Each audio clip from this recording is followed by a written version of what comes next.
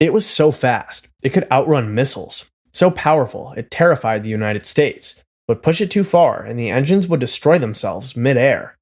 The Mikoyan Gurevich MiG-25 was not designed to be elegant or even particularly versatile. Instead, it was built around a single overwhelming priority: speed at almost any cost. During the height of the Cold War, speed was a form of survival. The Soviet Union needed an aircraft that could intercept high-altitude threats before they reached critical targets, and it needed to do it faster than anything the United States could deploy. But that reputation only tells part of the story. In the early years of the Cold War, uncertainty was often more dangerous than reality. During the late 50s and early 60s, US radar systems began detecting unidentified aircraft flying at extreme altitudes and speeds over Soviet territory. These contacts were brief, inconsistent, and difficult to track, but what stood out was their performance. They were flying higher and faster than anything in the American inventory at the time. To US analysts, this created immediate concern. Existing interceptors and surface-to-air missile systems were not designed to reliably engage targets operating at those altitudes and speeds. The assumption quickly formed that the Soviet Union had developed a new class of high-performance aircraft, something that could potentially dominate the airspace if deployed in large numbers. The possibility of a technological gap became a serious strategic issue. As more data was collected, Western intelligence attempted to piece together what this aircraft might be. Early assessments suggested a highly maneuverable, heavily armed fighter capable of both interception and air superiority roles. The belief was that the Soviets had produced a platform that combined extreme speed with advanced combat capability. This led to a degree of overestimation. The unknown aircraft was seen not just as fast, but as a comprehensive threat. This perception influenced American aircraft development programs. Efforts to counter this supposed capability contributed to the push for advanced fighters such as the McDonnell Douglas F-15 Eagle, which was designed with superior performance in mind, across multiple parameters including speed, maneuverability, and radar capability. The assumption was clear: if the Soviets had built a super fighter, the United States needed something even more capable. At the center of this growing concern was the aircraft that would later be identified as the MiG-25. From a distance, and based on limited data, it appeared to represent a major leap in Soviet airspace engineering. Its large size, twin-engine configuration, and reported performance only reinforced this image. Western analysts imagined an aircraft that could outfly, outclimb, and outfight anything it encountered. But this understanding was built on incomplete information. The data coming from radar signatures and indirect observation did not accurately reflect how the aircraft actually functioned. Key assumptions about its maneuverability, avionics, and operational role were incorrect. They thought it was a superfighter, but it wasn't. What the United States feared was a dominant all-purpose combat aircraft. What actually existed was something far more specialized, built for a narrow mission profile rather than overall air superiority. When the aircraft was finally understood, it became clear that the MiG-25 was not designed to fight like a conventional air superiority fighter. It was not built for maneuverability, close-range engagements, or sustained combat operations. It was engineered with a very narrow objective in mind: reach extreme altitude as quickly as possible, fly at very high speed, and intercept targets before they could escape. Everything about the aircraft reflects that priority. Physically, the MiG-25 is large and heavy, far more comparable in size to a bomber than a typical fighter. Its design sacrifices aerodynamic finesse in favor of stability at high speeds.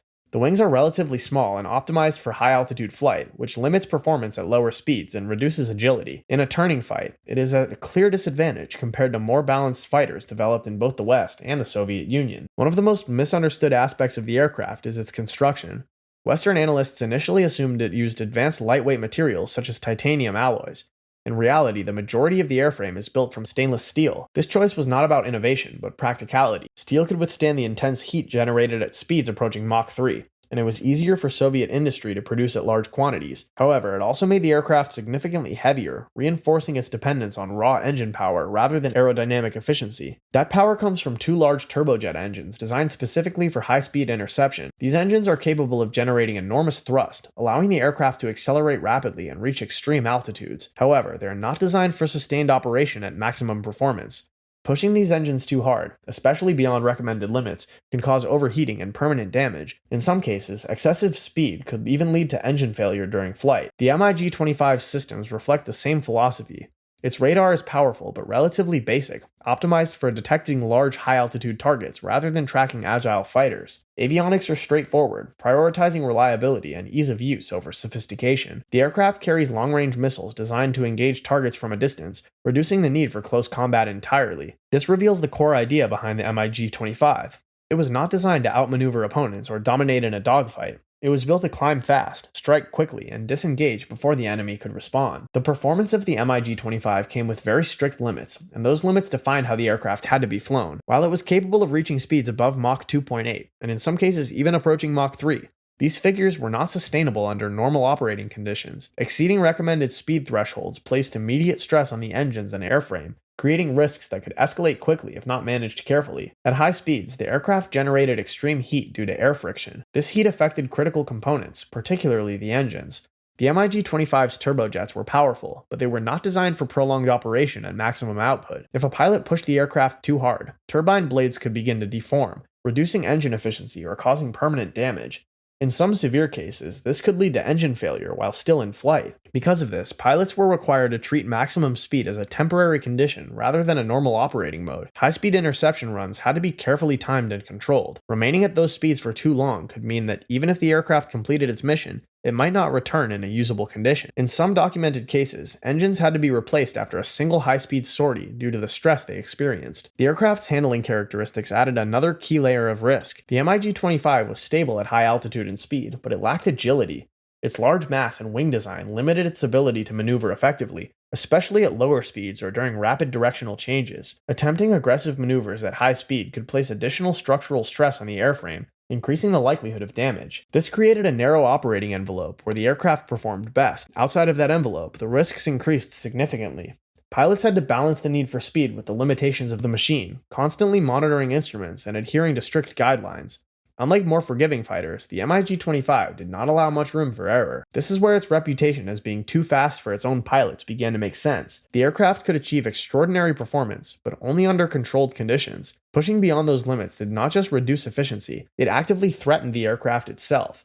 The faster you flew, the closer you got to destroying your own plane. For years, much of what the United States believed about the MiG-25 was based on indirect observation and assumption. That changed suddenly in '76, when a Soviet pilot made a decision that would redefine how the aircraft was understood. Viktor Belenko, flying an MiG-25, diverted from his planned route and landed unexpectedly in Japan. The aircraft was intact, and for the first time, Western analysts had direct access to the machine they had spent years trying to understand. The event caused immediate international tension, but from an intelligence perspective, it was a rare opportunity. The aircraft was carefully examined by both Japanese and American specialists. Every system, from the engines to the avionics, was inspected in detail. What they found challenged many of the assumptions that had shaped Western strategy. Externally, the aircraft still appeared imposing. Its size, engine configuration, and overall structure reinforced the idea of a high-performance interceptor. But internally, the design told a different story. The avionics were far less advanced than expected, relying on older technologies rather than cutting-edge digital systems. In some cases, components were intentionally simplified to ensure reliability under extreme conditions, particularly at high speed and altitude. The materials used in construction were also revealing. Instead of extensive use of titanium or other lightweight alloys, much of the airframe was built from steel. This confirmed that the aircraft had been designed to handle heat and stress rather than to achieve efficiency or reduce weight. It was a practical solution, but not the sign of a technological leap that many had feared. Even the radar and weapon systems reflected this approach. They were powerful in specific scenarios, particularly against high-speed targets, but lacked the flexibility and precision associated with more advanced multi-role fighters. The aircraft was not designed to engage in complex combat situations. It was optimized for a narrow mission and performed well within that scope, but outside of it, its limitations became clear. This moment forced a reassessment. The aircraft that had influenced years of planning and development was not the all-purpose superfighter it had been imagined to be. It was effective, but in a very specific way. It turns out that the superweapon was simpler than expected. Even after its limitations became clear, the MiG-25 remained a highly capable aircraft within the role it was designed to perform. It was never intended to compete with agile fighters in close combat or to operate as a flexible multi-role platform. Its purpose was far more specific. It was built to defend vast airspace by intercepting high-altitude threats quickly, before those threats could reach critical targets. At the time of its development, the Soviet Union faced the possibility of strategic bombers and recon aircraft penetrating deep into its territory. Aircraft such as the Lockheed SR-71 Blackbird and earlier high-speed bomber concepts represented a challenge that required a direct and immediate response. The MiG-25 provided that response. Its ability to climb rapidly and reach extreme speeds allowed it to close the distance to these targets faster than most other aircraft of its time. Within this context, its design makes sense. The powerful radar, while not advanced in a modern sense, was effective at detecting large high-altitude objects. Its long-range missiles were designed to engage those targets from a distance, reducing the need for maneuverability.